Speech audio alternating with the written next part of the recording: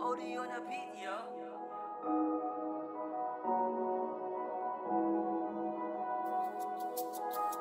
Sa bawat salita, may puso't diwa. Wikang Filipino ating alaga. Isang bansang nagkakaisa. Sa wika natin, nagbubuklo ng masa. Bunga ng wika, ating ipaguni.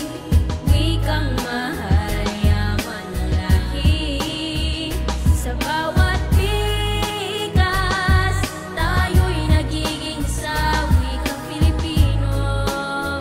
Buhay ng kultura. Sa wika natin, kasaysayan, nakauki. Mga bayani, kanilang dugo'y nananalaytay sa bawat titik.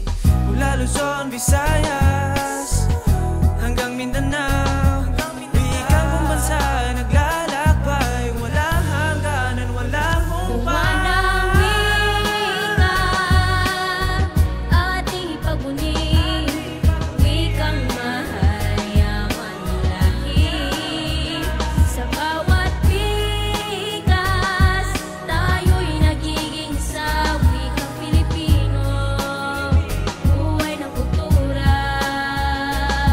Nagsimula sa ating ninuno ang kulturang meron tayo, buhay pawis, dugo, katumbas ng bawat pangako, inialay bawat buhay para sa ating kalayaan. Dahil doon meron tayo ngayong wikang nakasanayan. Ngunit bakit iba na ang takbo ng panahon? Malimit nang naririnig purong Tagalog sa ngayon. Alalahanin kapatid, ito ang ating kayamanan na nagbubuklod sa pagkakaisa't kapayapaan. Di ko nais mamuna, gusto ko lang iyong iukit. Kasaysayan at kulturang malimit nang ginagamit. Nasaan na ang pagmamahal sa wikang Pilipino? Mas tinatangkilik na ang makabagong dayalekto. Kabataan na baka daw wag nyo sanang kalimutan. Salitang matalinghaga wag nyo sanang kamuhian. Bagkus ay alamin, hukayin sa kaibuturan. Gaya ng mga ginto, ito ang ating kayamanan. Tagalog, Bisaya, Waray, Ilonggo, Sambuangueño, Surigao, Ilocano, Kapampangan at Cebuano. Ilan pa lamang yan sa wikang ating kasaysayan. Ito ang kayamanang dapat natin na ingatan.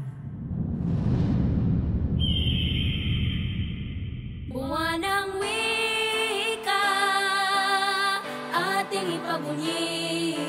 Wikang mahal, yaman ng lahi. Sa bawat pikas, tayo'y nagiging sa wikang Filipino. Buhay ng kultura.